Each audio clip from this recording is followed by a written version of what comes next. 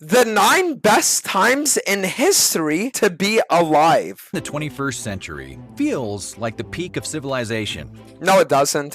Listen, I speak for everyone when I say that living in the 21st century sucks. You're born too late to explore the planet and too early to explore space and conquer shit. It's just like you're stuck in the middle and you're just forced to watch as everything is being done that you have no control over it. We've mastered central air conditioning. And we all have the modern conveniences that make it so we essentially never have to lift a finger again, except to order more DoorDash.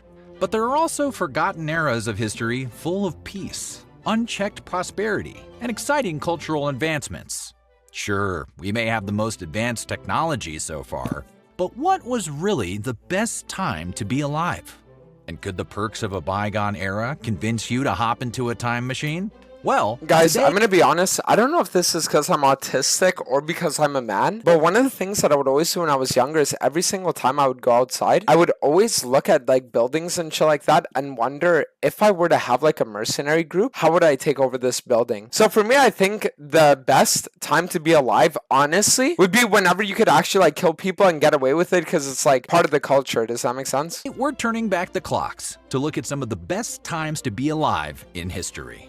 But before we take a trip down memory lane, be sure to subscribe to the Weird History channel. Then head on down to the comments and let us know what other bygone eras you want to know about next. For now, quit living in the past.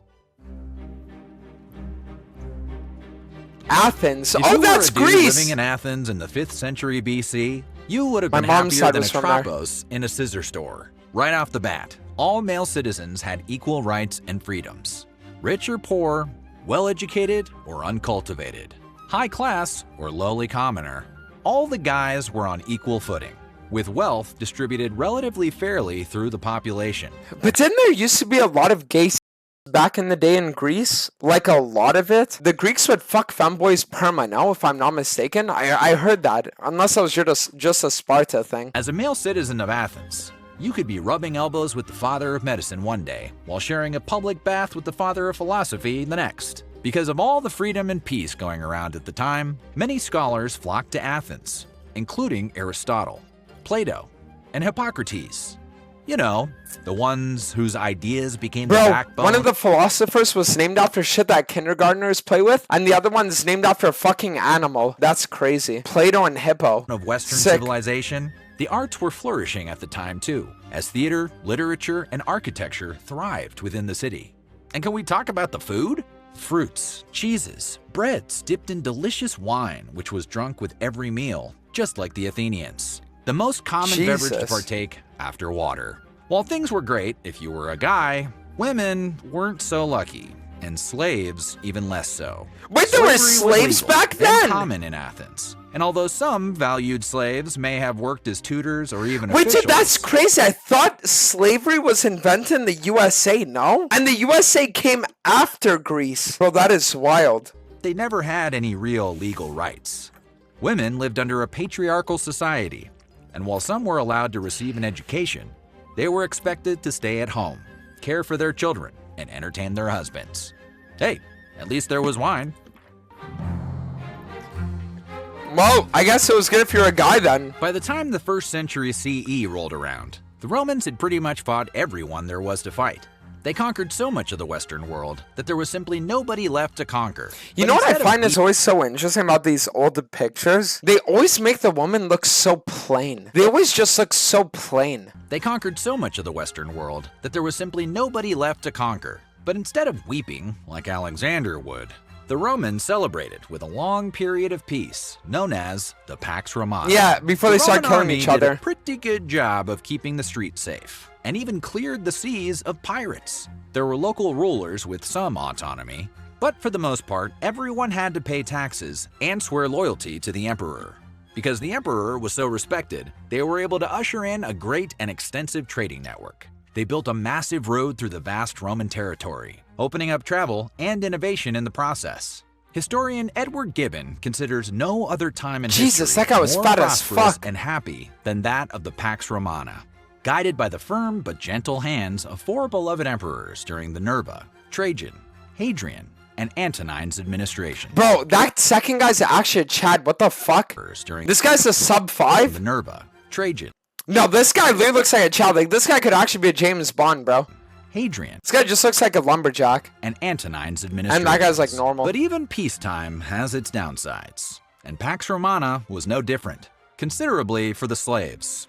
Back then, slaves were strictly property, not human beings, who were sometimes forced to participate in gladiatorial games where wild animals would rip them limb from limb to the sounds of an uproarious crowd.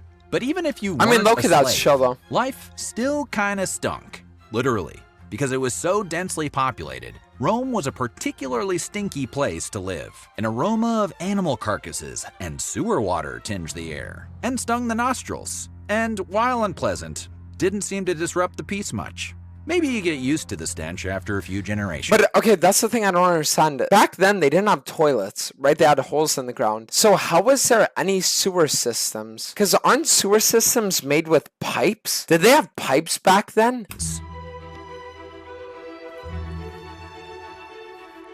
Born from the tragedy of the Black Death and the decimation of 1/3 of Europe's population, Italy suddenly experienced an economical, cultural, and artistic rebirth known as the Renaissance from the 14th to the 17th centuries. But, It was a dude, good that's time what I'm to saying. have- Like, dude, how ugly did they have to make these women? Like, were the guys that were dating them just like, yo, make sure my wife looks as fucking horrible as possible so no one wants to fuck her? Like, what even is this shit, dude? known as the Renaissance from the 14th to the 17th centuries. It was a good time to have survived the plague.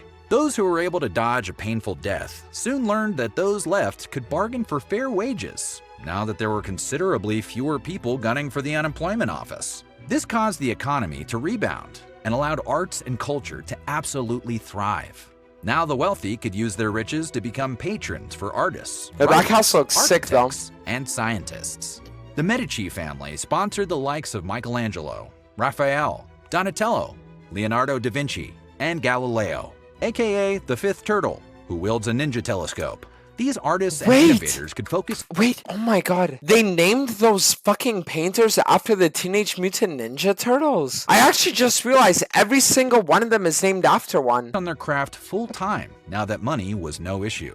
Though overall conditions had improved slightly from the pain of dying horribly from the plague, the average Italian during the Renaissance was still a peasant, just barely scraping by.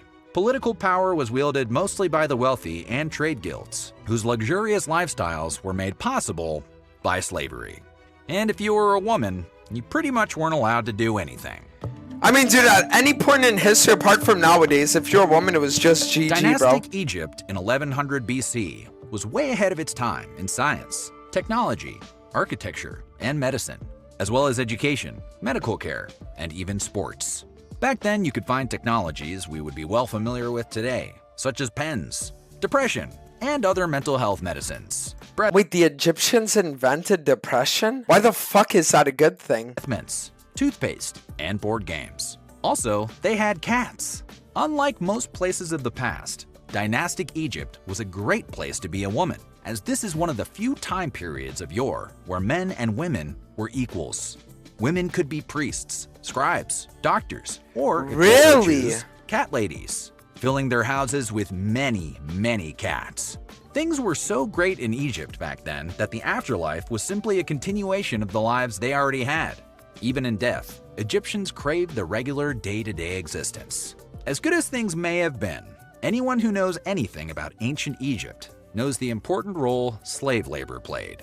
Egyptian slaves could be Well, I criminals. mean, listen, slaves and aliens, bro. Because aliens were the ones that built the pyramids. Because let's be real, ain't no slave was fucking bringing up, dude, all these, like, rocks and shit. or people captured in battle, and they received little mercy from their owners, who believed that their social status was predestined.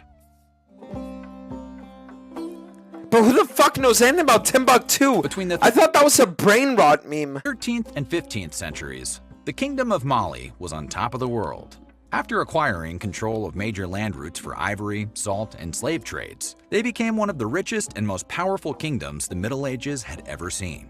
And at the heart of Mali, the great King Mansa Musa I built the capital city Timbuktu, which was as massive as it was wondrous. Wait, was it actually built out held of vast sand? libraries, universities, mosques, palaces, and over 200 schools.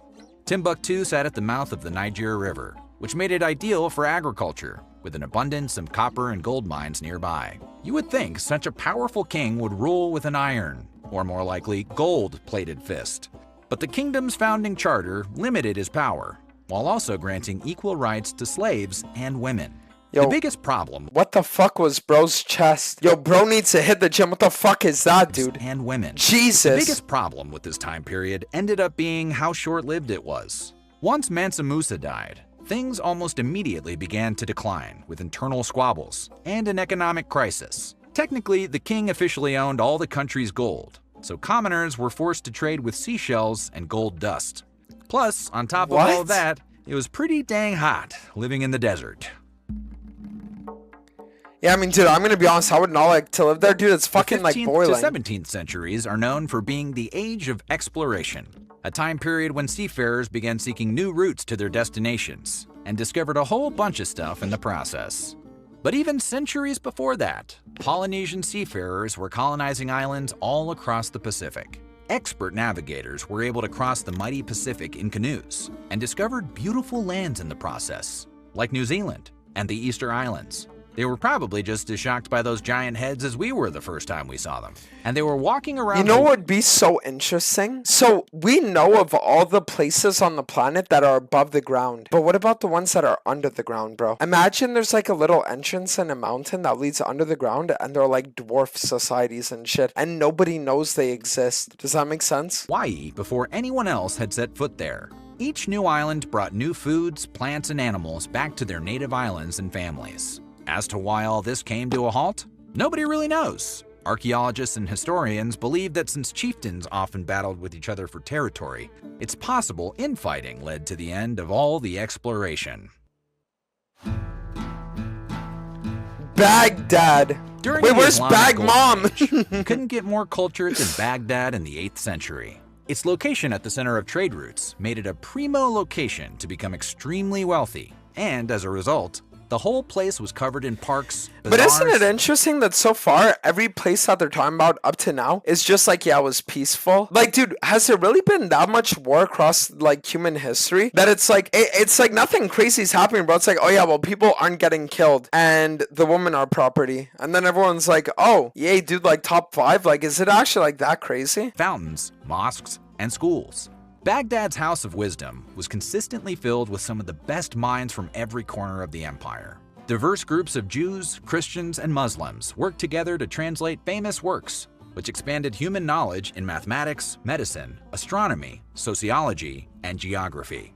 The government not only supported the social structure, but took great pride in their scholars and paid them Tom Brady salaries. But all of these innovations came at a price. Wait, what? In an Abbasid society, but they actually there paid existed a strict millions. social order. It was totally cool for non-Muslims to practice their religion, and they could do so in peace. However, they would forever be marked as second-class citizens. They were taxed more, and were often persecuted outside of the city. Plus, like with so many eras, slave labor was common. Okay, so During up the to Incan now, Empire, there was every single place, it's either that there are slaves, that there's peace, or that only the dudes have rights. That's what I'm getting right no now. better place to set up roots and live out your life than Cusco in the 3rd century. First off, they designed the Isn't city that to in be in the China? shape of a puma, which rolls pretty hard. It featured temples carved from gold and silver, and an advanced irrigation system. The Incan government was centralized and collected food and labor taxes from its citizens, then redistributed the food according to the needs of the people. Wait, And so they were archaeologists communists? have actually found evidence of advanced medicine, including successful brain surgeries. But while they were extremely progressive in many areas, the Inca still had a little guy to kick around, this time in the form of some 10 million people farming in the cliffsides. These farmers Jesus! were not noblemen, religious men, or craftsmen who thrived in the city, and a majority of their produce was 10 taken by the million. imperial government to be redistributed, allowing the government to maintain control. Adult men were forced to provide free labor to the government, oftentimes in dangerous projects such as building temples or maintaining grass-woven suspension bridges. Also, there was the whole religious human sacrifice thing. Not great. Okay, then why is it even on the list then, bro? If there are like 10 million fucking farmer slaves, and then everyone's also getting human sacrifice, how does that even make the list? The Song Dynasty was the second part of China's Golden Age, and also the name of countless high school garage bands. Around the 11th century, Chinese inventors developed innovations like paper and printing, the compass, and drinking tea. Gunpowder was also invented during this time and used to create celebratory fireworks. No, that's actually the most cringe I ever did. I swear to God, and I think everyone would agree with me when I say this, gunpowder was the single worst invention in human history. Back in the day, if you wanted to kill someone, you had to be skilled and you had to be able to like wield a sword or a bow and arrow, and you had to practice for like weeks, months, years even. Nowadays, you just pull up to Walmart in the US, you say, yo, where's my blicky at? And then they fucking give you a dude, and then you can do whatever the fuck you want. Like, it's actually crazy. And since they lived in peace under a single emperor, they didn't need to develop weapons. With agricultural innovation and the rapid growth of many cottage industries, like papermaking, pottery, and silk production, citizens were able to maintain a certain amount of economic security. When canal locks were invented, trade started booming as agricultural goods could now be distributed quickly and efficiently. The bustling middle-class cities far surpassed those of European cities in both architecture and practical organization, as noted by Marco Polo when he visited China. But within— Wait, that guy was a real guy? I thought he was just a fucking game, the name of the pool game, bro. Marco Polo. those city walls, not everyone was having a great time.